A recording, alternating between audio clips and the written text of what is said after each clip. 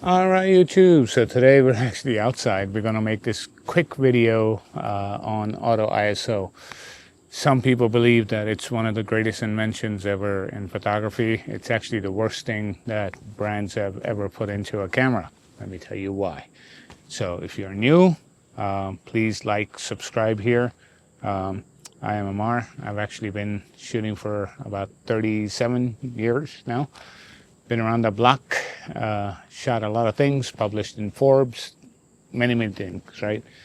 So I think that builds enough credibility at this point. You guys have seen my camera collection. I don't just collect them, I actually shoot them. You guys have seen my shots. And also co-own 247 Media Group. So coming back to the topic at hand, auto ISO. Right, so I'm actually outside, so if I'm looking here and there, it's the beautiful hummingbirds. You'll probably even see them come behind me. They get pretty close now. So if you see that, hopefully that's a beautiful moment that happens. If not, it's happening over there. But I want to give you this beautiful view back here. So why is auto ISO so dangerous, right? It's actually more than dangerous. It's actually inconsistent, and it's also disappointing, right? So if you're watching the screen pop up, I kind of took some time to create this. You know, some of the models that were pumping out things that really weren't doing a good job. I had to really tweak the agents to truly get it to make it more 247 Media Group, you know, accepted, or quality, or that level of information. So you guys aren't being misled, right? The fashion today is shoot manual mode, but with auto ISO.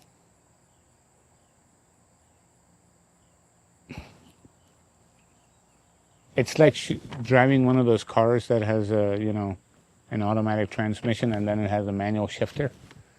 That's kind of what it is. It's not a 5 or 6 speed with a clutch and this and that. It's not the same.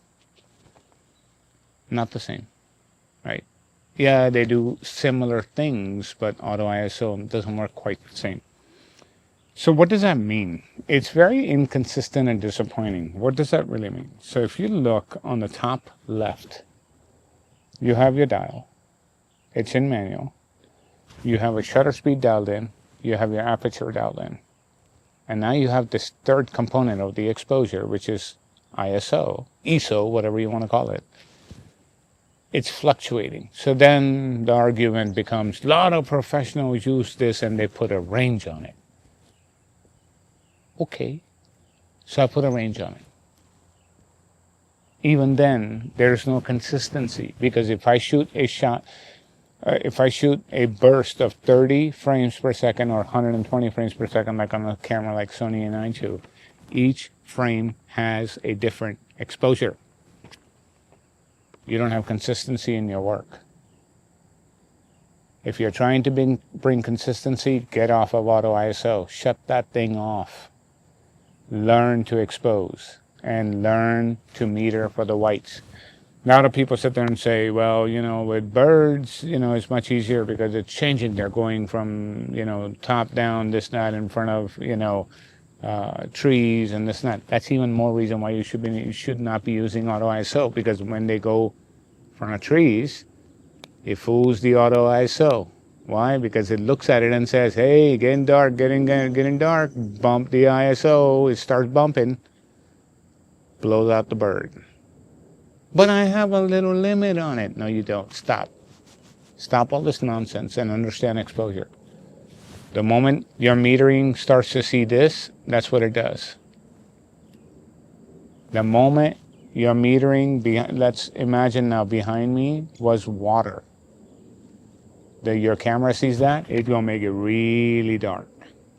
It's going to say, holy smokes, it's bright, bright, bright. Shut it down. Now you're at ISO 100. When you really should be at 640, because that's the correct exposure of the white in the bird. If you don't understand how to meter for the whites, you're always going to be at a loss. I've said this 1,000 times on the channel. And yet we have channels that have hundreds of thousands of people, and people follow them blindly like fools. Auto ISO is the most destructive thing to your photography. If you look on the top in the middle, bright cloud, cloudy, dark cloud, sun breaks, sunset. Look at the ISO under it. Each one different. You have no consistency. And the point that I made earlier, 24 and 120 frames per second down below, as you see it, it proves my point. You have varying ISO frame by frame. So you have no consistency in your work. Even when you edit, it's painful because now you have to go and match total exposures in Lightroom and do all that nonsense. And now you have also generated digital noise in a lot of these images that are underexposed, which shouldn't have happened if you understood exposure and how to do that. Those were 2 hummingbirds that just went by right now. They go right over me, so you probably saw it. And if you look at the right side here, what are the results? Inconsistent, unpredictable noise. Like I said, dynamic range. The higher your ISO, you don't have the dynamic range unless you're shooting at base ISO. And if you're shooting at base ISO, you better have a tripod like this one. No one does that. So you're probably shooting at 800 to 5,000, 10,000 ISO all day long. Your dynamic range is already gone to dogs, no matter how good your sensor is. And then disappointment. When you review your shots, then you wonder what went wrong. Oh, wow, I thought I had it. It looked good in the back of the screen. On the back of the screen, it's a JPEG preview. It's not a raw file that you're seeing. So even the histogram that you're getting is a JPEG preview. You're being lied to. So auto ISO, not your friend. Learn exposure. Buy a light meter. Understand how to meter for the whites. Solution? Use fixed ISO in manual mode. Lock your ISO, lock your exposure. Get predictable results. Consistency, control, and confidence. Consistency, control, and confidence. The 3 C's of photography will always yield that you understand how to meter, and you understand exposure means you're on your way to actually truly becoming a professional. And don't tell me that shooting auto ISO with manual makes you a professional, because it doesn't. You're just as bad as shooting something that's aperture priority or shutter priority with auto ISO. No difference. Who cares? You're controlling 2 of the aspects of the third one you can't control. In the others, aperture priority, shutter priority, you're controlling 1 of it and 2 of them are variable. What are you really achieving? Same thing. It's called accidental photography. Auto ISO, no can do. Is there a place for auto ISO? Sure. And I'll talk about that in a future video if you're interested. But learn exposure. And auto ISO is not the greatest, thing that's been invented in a long time. It isn't. Global shutter race. Have a great time. Like, subscribe, be nice to each other. Go out to create your magic, and I'll talk to you in the next one. Thank you.